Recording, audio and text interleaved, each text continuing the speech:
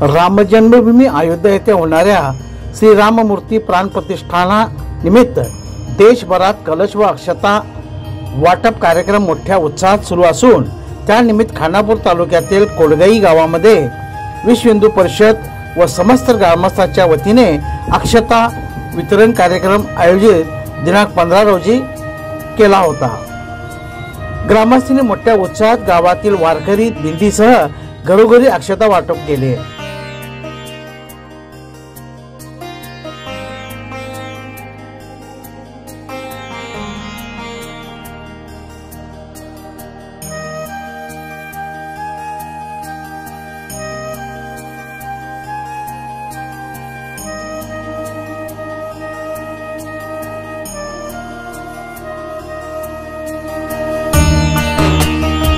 या प्रसंगी खानापूर विश्व हिंदू परिषद तालुका अध्यक्ष गोंधळा किरमटे, महेश तोरगल,